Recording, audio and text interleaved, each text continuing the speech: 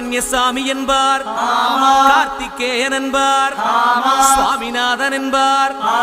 முக அமுதன் என்பார், பாலசுப்பிரமணியன் என்பார், கருணாகரன் என்பார், கதிர்காம கந்தன் என்பார்,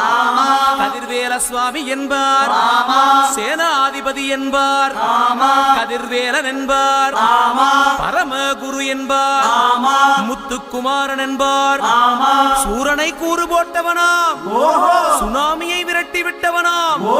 போகர் கொடுத்த பொக்கிஷமாம், பஞ்சாமிர்த பிரியனாம், பக்துமலை சுவாமியாம். அப்படிப்பட்ட